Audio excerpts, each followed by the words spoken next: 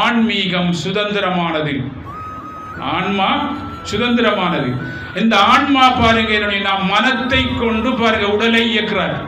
இந்த ஆன்மா என்னுடைய சரீரத்தை படைச்சு பாருங்க. இந்த சரீரம் ஐம்பொறிகள் மூலம் ஐம்பூதங்களால படைச்சு பாருங்க. மனத்தை கொண்டு வாழ்றவர் தான் மனிதன். அப்ப இந்த உடம்புக்கு பேர் மனிதன் இல்லை, மனத்துக்கு பேர் தான் மனிதன். அப்ப இந்த மனத்தை கொண்டு பாருங்க கடவுள்கிட்ட பாருங்க என்ன எண்ணங்கள் மூலம் திங்க் பண்ணி அந்த அருளை பெற்று நீங்க எண்ணத்தை என்று அந்த செயலை செய்யக்கூடிய ஐம்பொறிகள் மூலம் செயலை செய்து அதுக்குரிய பலனை பெற்று நீ வாழ் இந்த உலகத்தில். அப்ப பாருங்க, இந்த மனத்தை கொண்டு வாழ்ற மனிதன் பாருங்க, இந்த மனம் பாருங்க சுதந்திரமா இருக்கணும். எப்படி? நாங்க எங்க இருந்து எடுக்கிறோம்?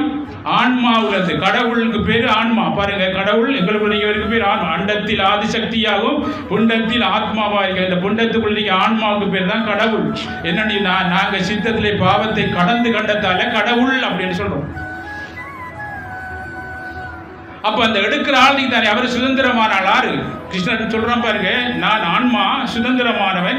என்னட்டிருந்து நீ எடுக்கும் போது உன்னுடைய மனத்துக்கு பலமாகினால் இந்த மனம் பாருங்க ஒரு பக்கமும் பாருங்க ஆசை பற்று பாசத்துக்கு போகாம என்ன சுதந்திரமா இருக்கும்.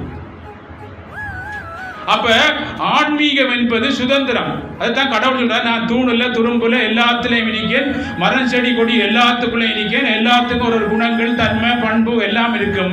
இருந்தாலும் அந்த பண்பு குணங்கள் எல்லாம் என்னை பாதிப்பதில்லை. நானாகவே அவர்களுக்குள்ள இருக்கிறேன், எல்லாருக்குள்ளே இருக்கேன், அண்டத்தில் இருக்கேன், புண்டத்துக்குள்ள இருக்கேன், இந்த பரஞ்செடி கொடி எல்லாத்துக்குள்ளே இருக்கேன். அவரவர் என்னென்னத்தை கேட்கிறாங்க அவங்க ஆளுங்களுக்குள்ள இருந்து அதை கொடுத்து கொண்டிருக்கிற வழியே நான் பாருங்க என்னை பாதிப்பதில்லை அப்படின்னு சொல்றாங்க. நல்லா யோசிச்சு பாருங்க, சிந்திச்சு பாருங்க.